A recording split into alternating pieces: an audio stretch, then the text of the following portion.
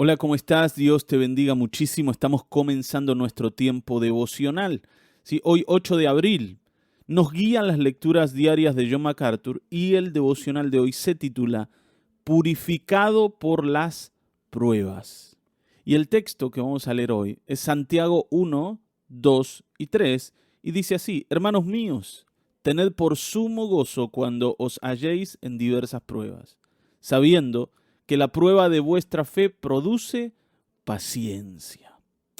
Sin duda, este es un tema del que no queremos hablar demasiado, ¿no? El tema de las pruebas, el tema de las dificultades. Nadie quiere vivir esos tiempos, sin embargo, son parte de la vida y la verdad es que no solo son parte de la vida, sino que Dios mismo a veces los trae para purificarnos, para hacernos avanzar y para hacernos crecer. Pero bueno, vamos a ver cómo lo dice MacArthur. Dice: mientras Jesús estaba dentro de la casa del sumo sacerdote, donde estaba siendo juzgado, Pedro también se enfrentaba a la prueba de su vida, pero en un sentido diferente. Satanás le estaba zarandeando como a trigo. Esto se lo había anunciado el Señor en Lucas 22:31. El Señor le había dicho: mira, Pedro, que Satanás te ha pedido para zarandearte. Las imágenes de esta expresión se refieren a la violenta sacudida de una bandeja de grano, lo que hace que la paja sea arrojada por el aire y soplada por el viento, dejando atrás los granos limpios. Era un proceso que se efectuaba para quitarle la impureza al grano. Todo lo que no era grano iba a ser quitado de en medio. Y esta es la expresión que usa el Señor para decirle a Pedro que estaba por vivir un momento muy difícil. Está bien, ¿no? A veces, dice MacArthur, Dios permite que seamos probados por diversas pruebas. El proceso de purificación que resulta es esencial y para los verdaderos creyentes siempre es en última instancia beneficioso, ¿no? Esto es lo que dice Santiago. Esto te va a ayudar. Está bien, ¿no? Va a purificar tu fe y va a producir un carácter paciente. Vas a lograr una mejoría considerable en tu vida. Sin duda es así. Para el creyente, todas las cosas, incluso las pruebas, incluso las dificultades, les ayudan a crecer conforme el carácter de Cristo. Ese es nuestro propósito. O sea, nunca jamás una prueba puede debilitar al creyente, sino fortalecerlo.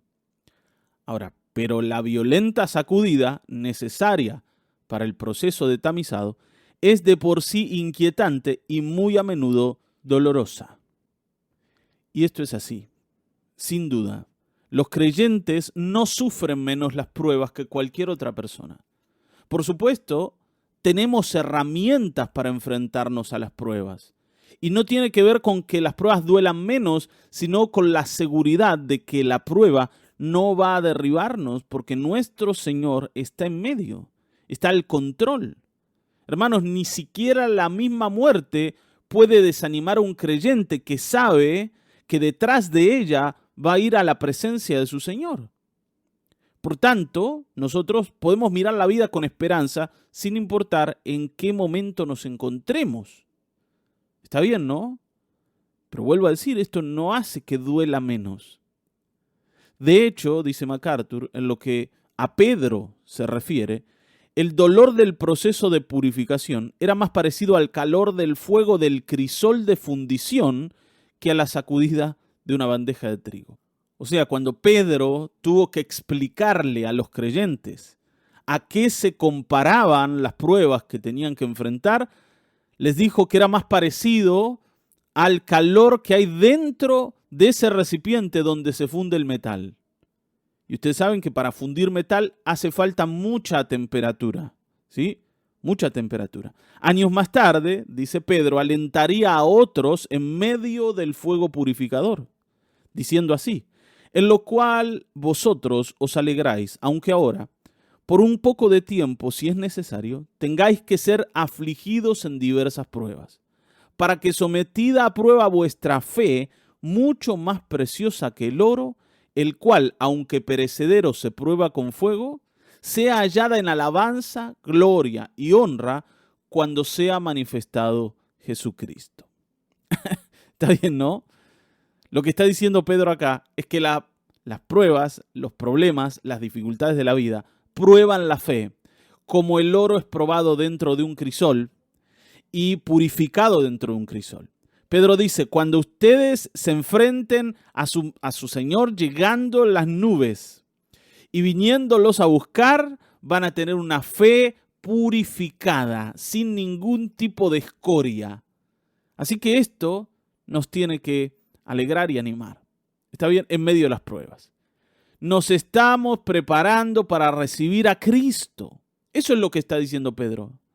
Las pruebas te preparan, las pruebas te ayudan, las pruebas trabajan tu carácter de una manera en que ninguna otra cosa lo puede hacer.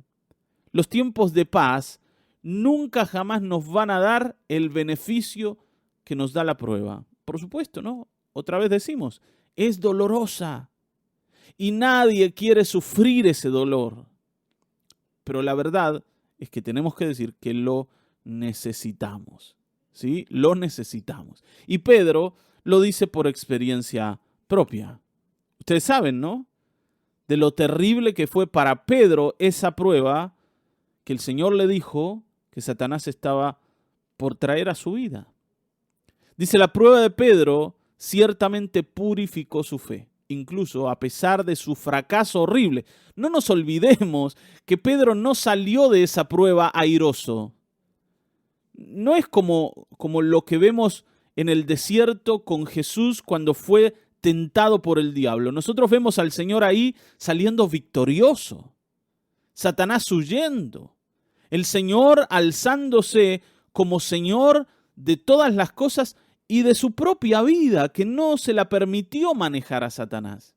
En cambio, a Pedro lo vemos como alguien más parecido a nosotros, fracasado, alguien que no pudo mantenerse en pie, alguien que terminó negando al Señor. Y tal vez vos también te sientas así, ¿no? Como Pedro, fracasado. Ahora, en los próximos años, el recuerdo de aquella noche terrible y su posterior restauración por su Maestro perdonador sería sin duda de aliento para enfrentarse a pruebas más severas sin nunca más negar a Cristo. De hecho, Pedro finalmente perdería su vida por causa del Señor. Hermanos, sin duda el haber fracasado le dio una lección enorme a Pedro. Pedro, antes de ese fracaso, confiaba en sí mismo. Sus fuerzas eran su fortaleza más grande. Su tenacidad, su disciplina, su dominio propio, eran su fortaleza. Él decía, yo nunca te voy a negar. Y si tengo que morir, voy a morir por vos, Señor, voy a ir a la cruz con vos. Y el Señor le dijo, Pedro, no, vas a fracasar, vas a temer por tu vida, vas a retroceder, me vas a negar. Todo lo que decís que vas a hacer, en realidad no lo vas a hacer. Y vas a tener que aprender a fracasar para jamás volver a confiar en vos mismo. Ustedes saben que el Señor, después de resucitado, tuvo una charla con Pedro. Y el Señor le decía, Pedro, ¿me amas? Claro, imagínense esa pregunta en la vida de un hombre que acababa de negarlo, que acababa de demostrar fehacientemente su fracaso.